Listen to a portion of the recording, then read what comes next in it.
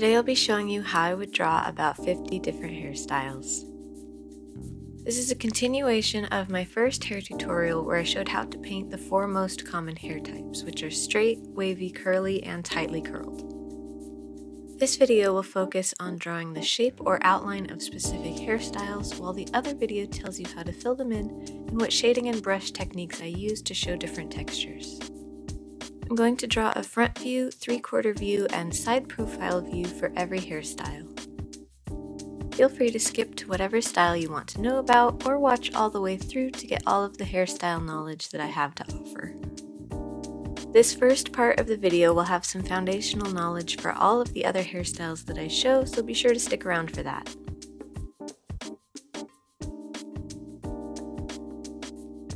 First, let's talk about hairlines and parts.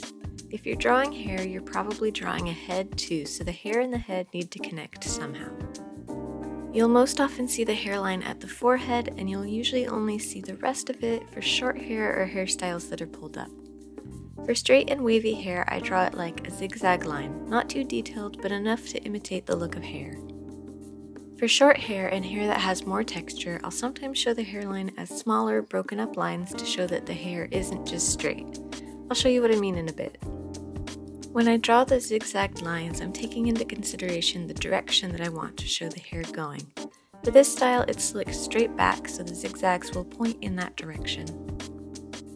Hairlines can be lots of different shapes, and they're not always symmetrical. Sometimes the hairline will come to a point on the forehead, called a widow's peak, and some people's hairline will go further back at the temples or top corners of the forehead if their hairline is receding. I'll show more hairline variations when I get to the short hairstyles.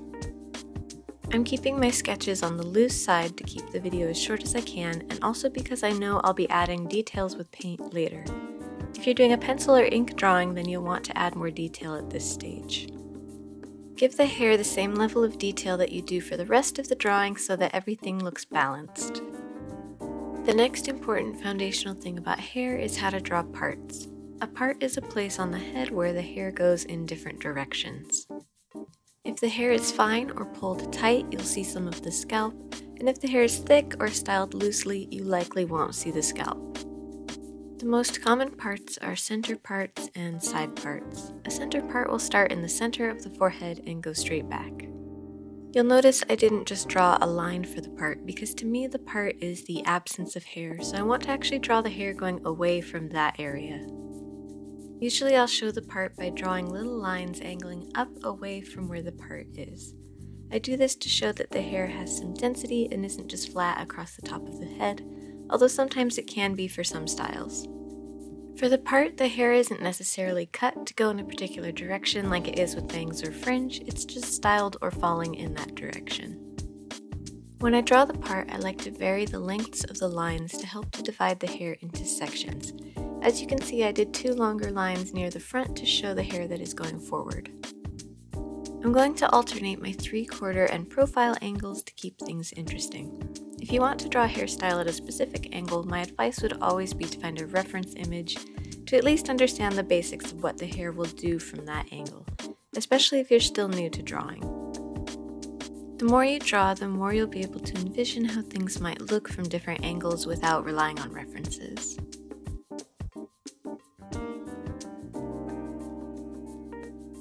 When you show a center part from the side, it won't be perfectly visible, but I'm going to draw it as if it were visible. You can see how this hairstyle incorporates just a little bit of that zigzagged hairline that I showed you at the beginning. Remember, heads are 3-dimensional, so everything will be slightly rounded, especially any directional lines showing the hair laying over the scalp.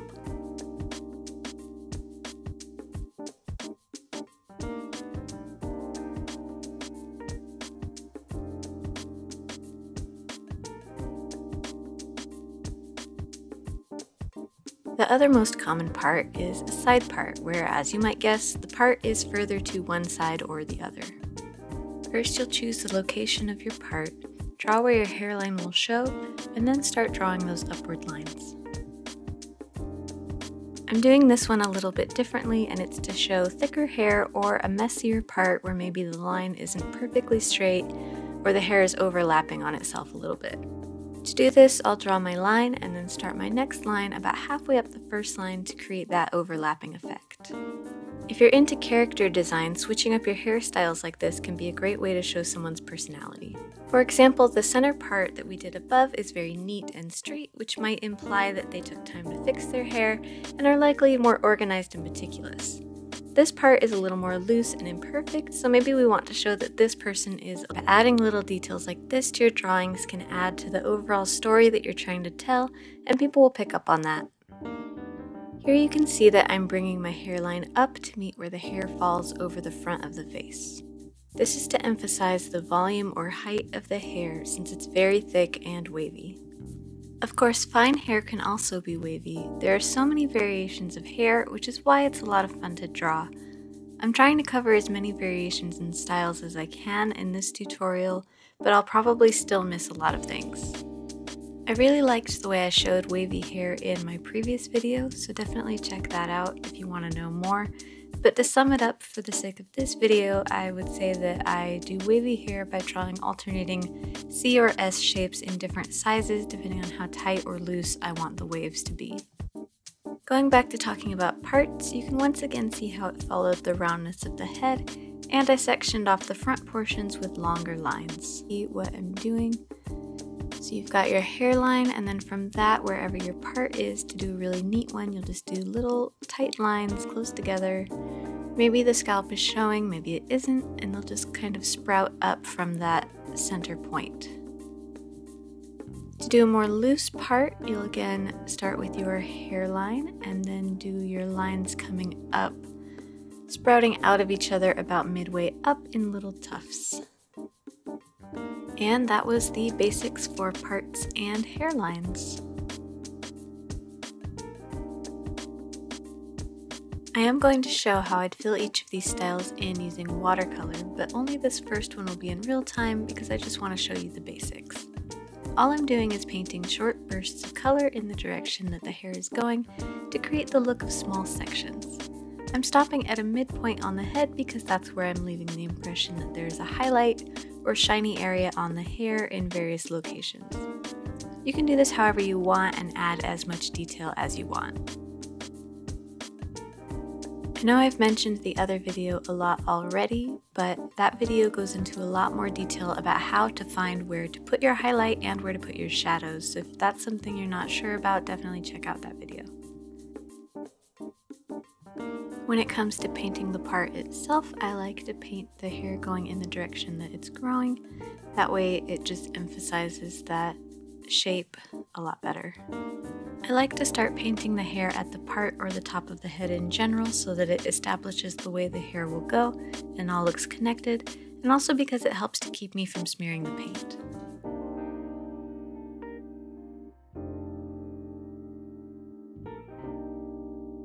Next, let's draw bangs or fringe. Depending on where you're from, you'll know them as one or the other of those words, and I'll probably use both terms interchangeably. They mean the same thing. Basically, it's just when the hair in the front has been cut shorter than the rest of the hair to cover part of the face in a particular style. Most popular.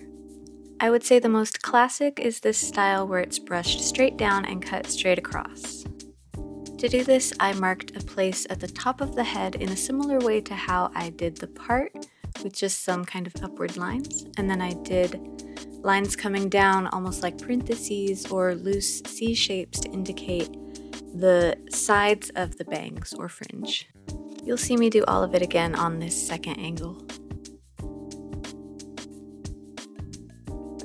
So first I'm establishing where the bangs start on the top of the head, and then I'm bringing the curved line down, and then I'm going straight across in a kind of zigzagged line. I could go straight, but that would, I think, be very rigid looking, so I like to have some zigzags in there. I think it helps to show that it's hair and not just like a piece of paper across the forehead. It looks more natural and adds a little bit of movement. You can play with the length of the fringe and make it as short or long or as choppy as you want, and it'll just be a different style. Bangs like this require a lot of maintenance, so that's another thing to consider when you're doing your character design. Somebody who's kind of lazy probably wouldn't have this hairstyle for very long.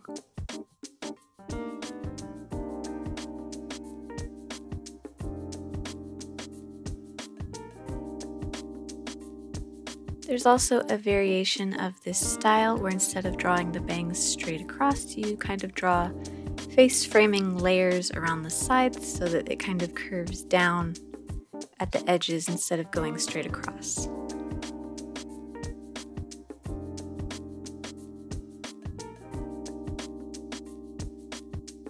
Side swept or side parted bangs are next. This is like the side part, except it's cut to go in certain directions. Often it will appear shorter at the part and longer as it goes down towards the side of the face. You can draw this as a choppy.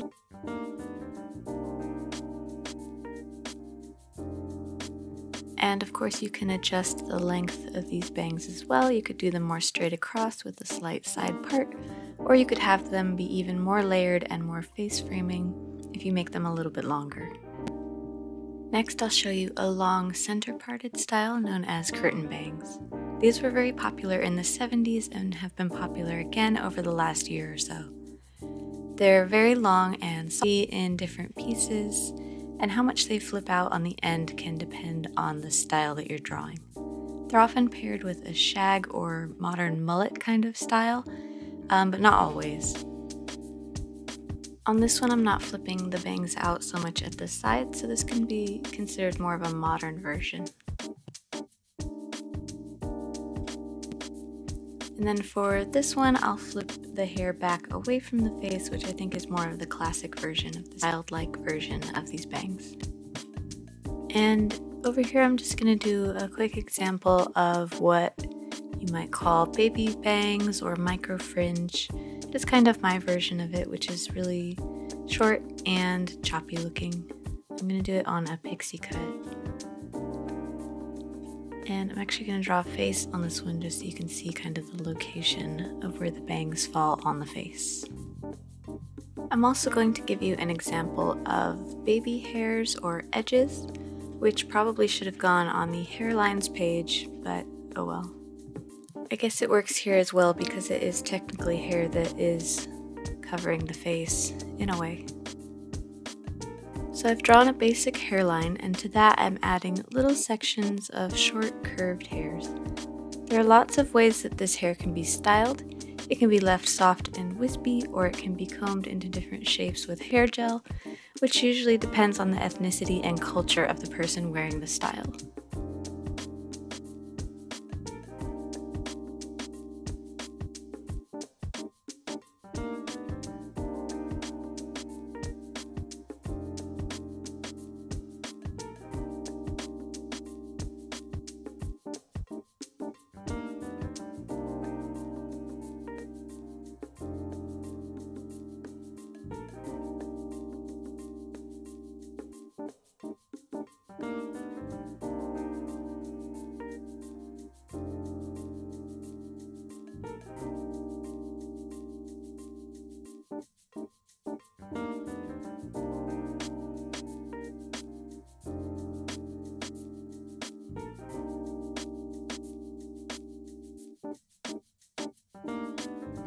Next, let's draw ponytails.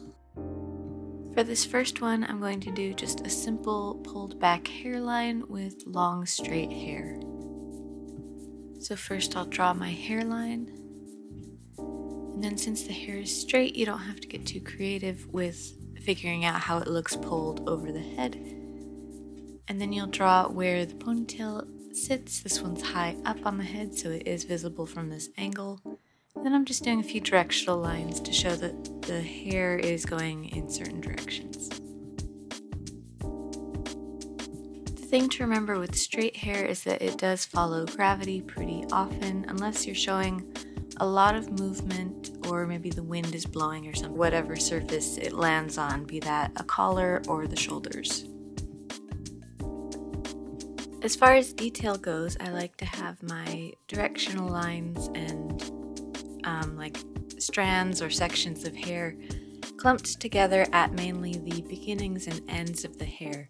In the middle I don't do quite as much because I think it can look a bit cluttered. And also, as I've said, I'm filling these in with watercolor, so I'm letting that handle a lot of the texture. Remember to make your directional lines over the scalp a little bit curved. If they're flat, then your head is going to look very flat. I'm noticing that I forgot to draw a hairline at the neck for this one, which is sad because this is the best one that would show it. What I should have done was come out from behind the ear and find the place where the circle of the skull meets the neck and just draw some kind of zigzagged lines similar to the front but a little smaller. Here I'm showing an example of a lower ponytail, and it looks like I didn't draw that lower hairline for this one either, so sorry about that.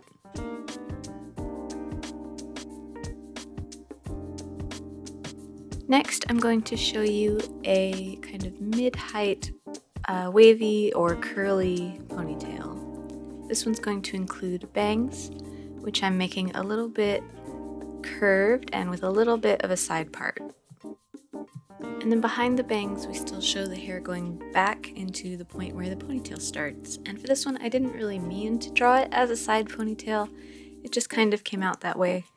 But generally, the idea with curlier hair is that it will be a lot more visible because it will stick out a lot more because of how it's holding itself up and not falling straight down the way that the straight hair was. My other mistake with this hairstyle after the accidental side ponytail was that I drew this head way too close to the first head, so you can see me here kind of struggling. I would have liked to draw this ponytail sticking out a lot more, but as you can see I had to kind of make it compact, so we'll say this is more fine wavy hair than the first one. What I'm hoping is that by showing you these different options for fringe and for styles for the longer parts of hair, that you'll be able to mix and match them to draw whatever kind of hairstyle you want. Since I left all of this room on the side, and then on the head, I'm just doing two places where the hair comes out and doing that same curly / wavy hair pattern that I like to do.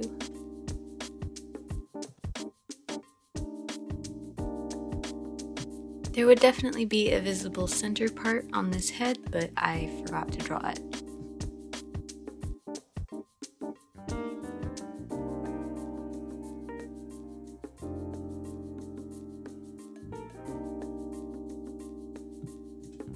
To draw waves very quickly, what I'm doing is just doing alternating C shapes like this.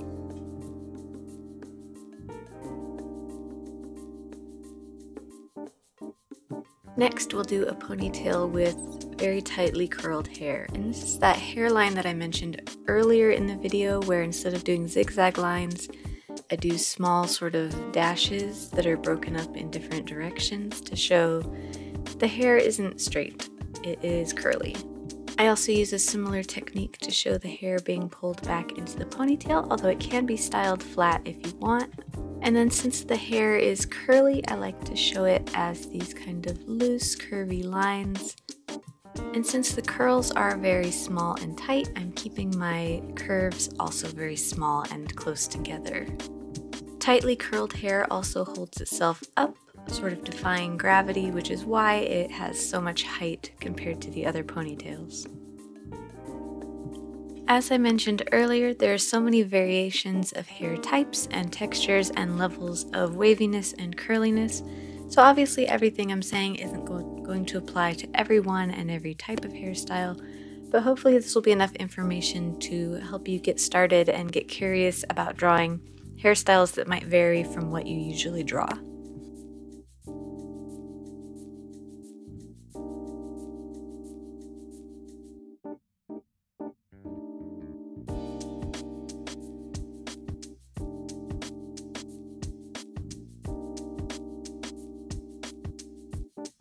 Here is a quick visual example of what I imagine this as a side view of the hair growing out of the scalp. So it doesn't fall down on itself because the density of the curls actually hold each other up.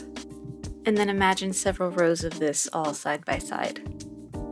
But keep in mind curls are stretchy and can actually be styled in any of the other styles that I've shown.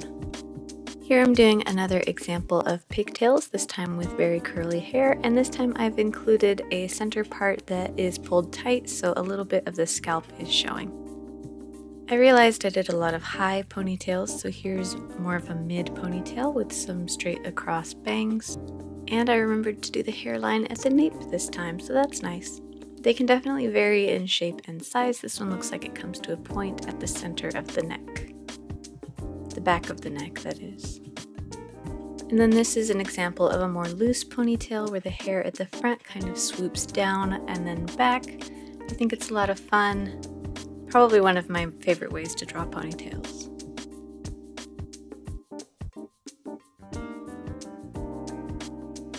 Once again, you can see that I'm filling this in the direction that the hair goes, so where the hair is pulled back.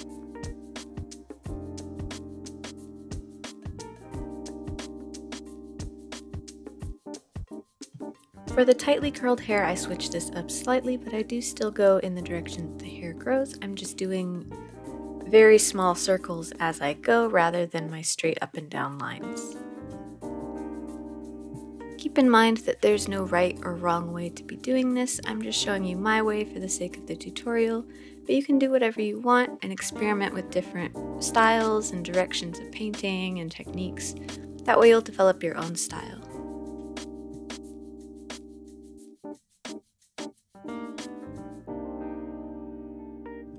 Next, let's draw a few different styles of buns. It's the same basic concept as the ponytail, where the hair around the scalp is pulled tight to one specific point. However, instead of letting the hair fall down naturally once it's pulled up, we instead twist it into a shape. And the shape that we draw it in will depend on a few things like the looseness of the hair, the texture of the hair, and things like that.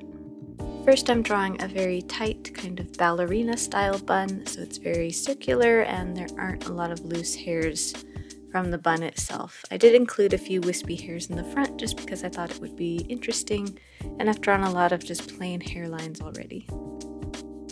When you're drawing hair that's pulled up tight like this, and also very short hair, you'll notice that you can see a lot more of the shape of the head.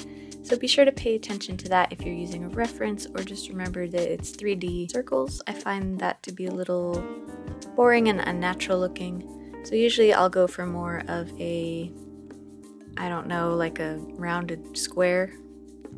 I also like to do random directional lines on the bun to show that the hair is wrapping around itself. And then here I'm showing you an example of a lower bun because, as with ponytails, you can also draw them pretty much at any point on the head. And that time I did remember to do the hair at the bottom of the hairline. I don't know why I keep forgetting that. I even added some little wispy hairs, which could just be there, or maybe they've been wearing their bun too tight, who knows. Oh, here, looks like I remembered it for this one. So this one has little curly hairs at their hairline. That's fun. Some people can have different hair textures at different points on their scalp, and also depending on the length of the hair, because when it's long, it'll weigh more, whereas if it's short, maybe it'll be more springy. Next, I'm drawing a more loose bun. You might know it as a messy bun. And to do that, I'm drawing an even larger and even more obscure shape for the bun. And I'm also including some hairs coming out of it to show that they're not all perfectly in place and perfectly pulled back.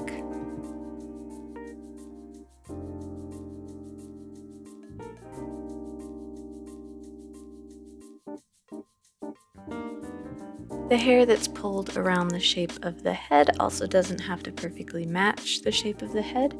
For instance, it can be looser in the front, like I've drawn it there, and it can also droop down at the child.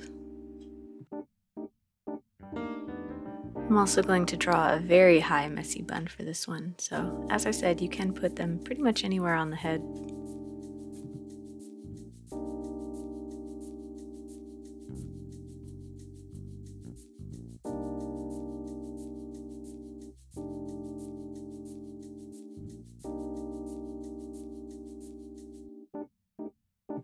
And here is our tightly curled version. Again, I'm going to do that very fine hairline. And for this one, I'm going to do double buns or space buns. I don't know, Sailor Moon buns, whatever you want to call them. Just because I feel like I'm getting bored of the single bun. So I'll do my very small C shapes to show the curls. instead of leaving loose ends on the bun, I'm going to keep them all in to show that it's a bun and not just a very short ponytail. I'm also adding little loose hairs around the edge.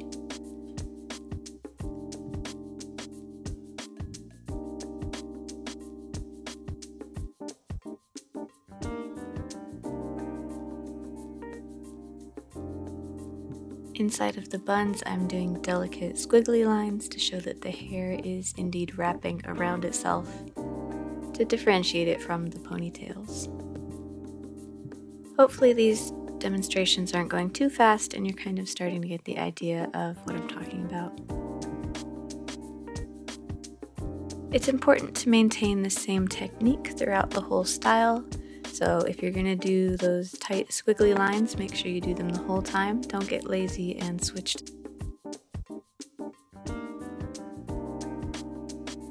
Lines inside of a bun, I'll think of like a pastry or a flower, the way that the petals or the bits of dough will kind of overlap over each other.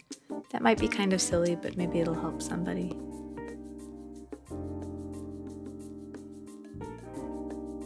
Here I'm going to do examples of the different shapes of buns that I tend to do. So there's kind of the loose circle and then maybe a pentagon, like a rounded pentagon shape, I don't know. And then the hair wrapping around itself. Here's the big obscure shape, I don't know, maybe like a hexagon. And then the hair just overlapping within it. And sometimes the hair where the hair tie or where the hair is pinned might show, sometimes it might not. It all depends on the style that you're doing. There's also kind of an overlapped bun where you've done a ponytail but then you tuck the hair underneath so it becomes a bun and the underside will show a little bit. That's another fun style of bun that you can do.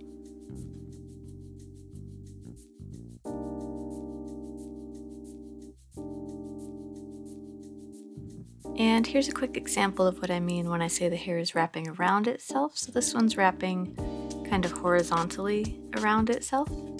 This one is going to go kind of vertically, so the direction of the hair is vertical. This one's going to be kind of a twist, so we see the hair coming up and then back down, tucking under itself or over itself, depending on which way it goes.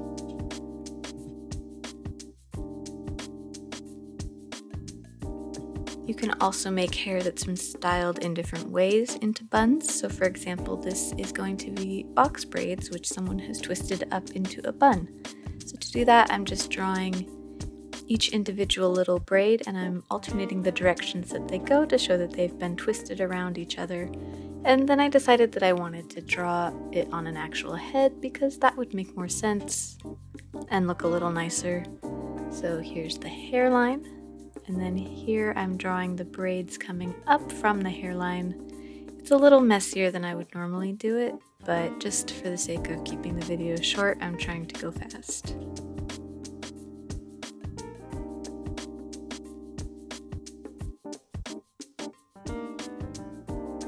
I'll get more into braids in a moment, but here's just a quick visual example of what I'm doing in one single line.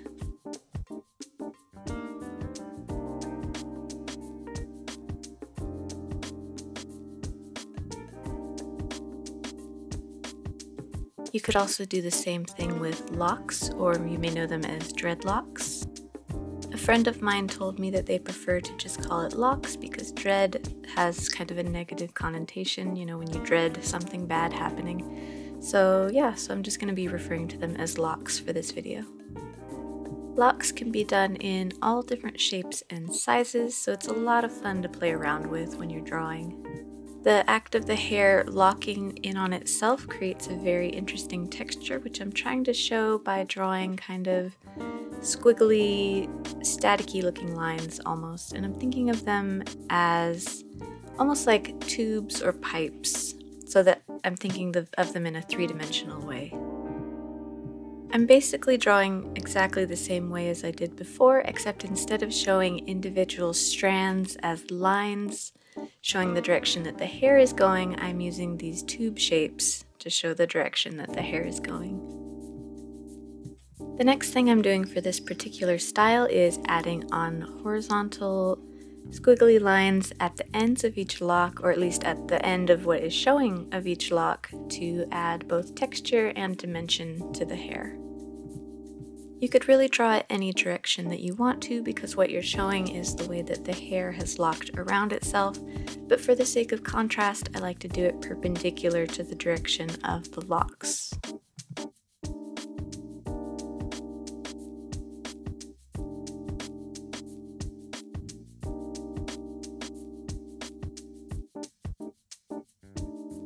This should go without saying, but obviously try to only draw hairstyles like those last ones on people and characters where it culturally makes sense to do so. Unfortunately, we still live in a world where there's a lot of negative stigma associated with these types of hairstyles, so it's important for us as artists to portray these hairstyles in a way that is both respectful and culturally appropriate.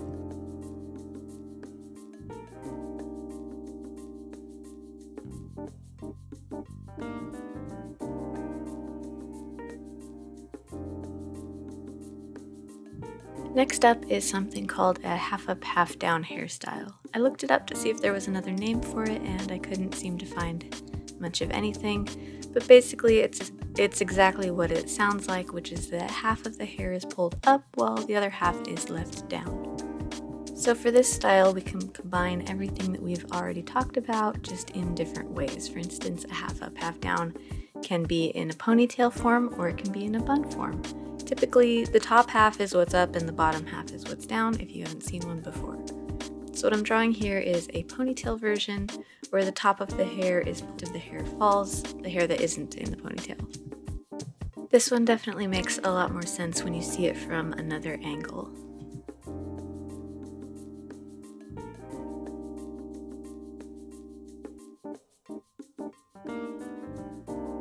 Much like how you don't often see the part between the bangs or fringe and the rest of the hair, with a half up, half down, you don't often see a part between the part that is up and the part that is down. The only time you might see that is if the part starts up much higher, but in most cases, the hair that is up will cover the part where the hair is split. And I'll definitely show examples of both. So this would be the example of the part not showing.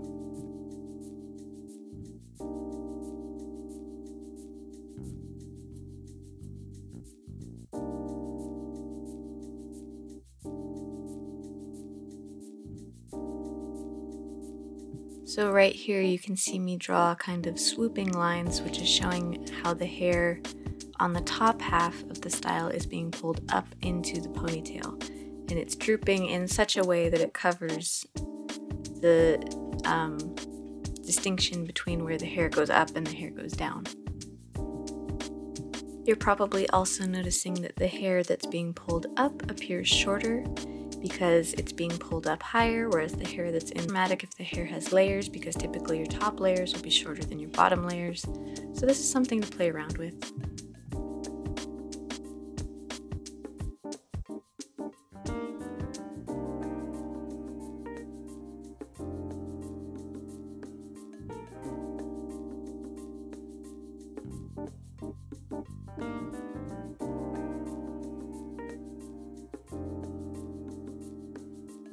Next, I'm showing the bun version of the half up, half down. So exactly the same as doing a bun, except that once I've added the bun, I'm also going to add hair coming out from the lower half of the head.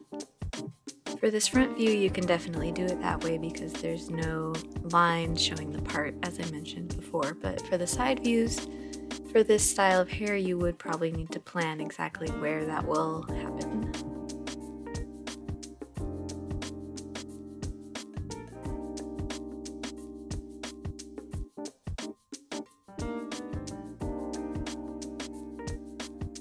Alright, so right here is where I'm drawing that line that separates the hair going up and down. This one I've drawn a little bit higher than the first one. So we'll say that first one was a low half up, half down, whereas this one is a medium. And then next I'll draw a high half up, half down.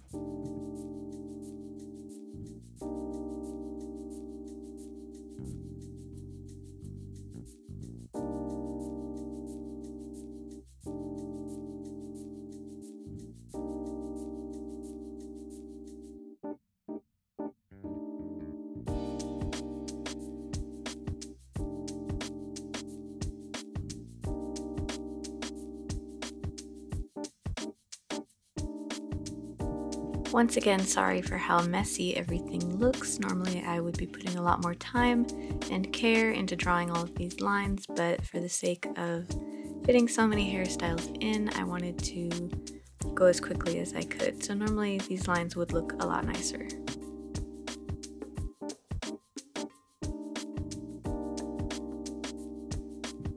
Just for fun, here's a half up, half down in a double bun hairstyle as well. You can do any of these styles I've shown in a half up, half down style. Just make sure that the texture of the hair is consistent for both the top and bottom part.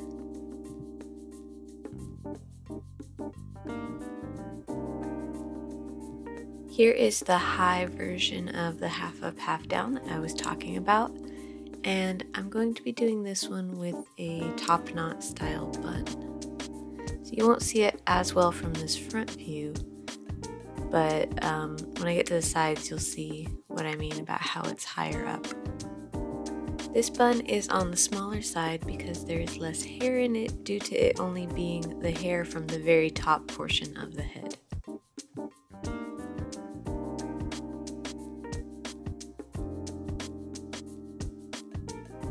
So right here I'm drawing that line that shows where the hair goes back.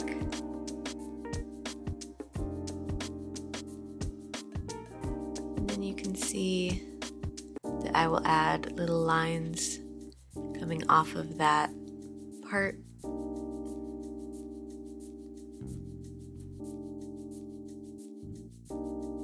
It's good to always start with your hairline because you're framing the area that you're going to work in. It would be a shame to draw out a lot of detail and then realize you have to erase some of it because you drew too far down onto the face.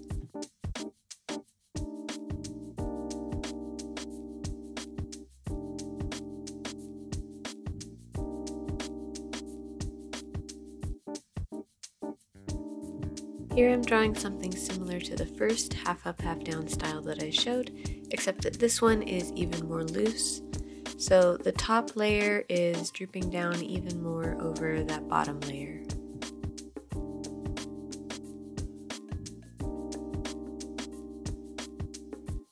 The main thing is showing how the hair swoops down and then curves around itself, so it's almost holding itself in place.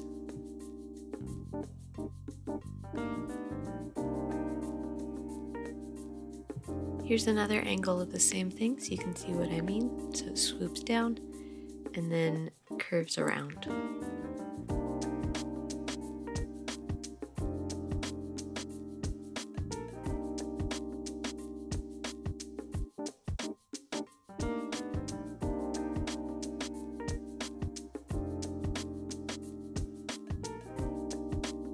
I'm actually deciding right now as I'm editing this video that I'm going to stop the video here and make the rest into a second video due to how long the video is and how much more there is to talk about.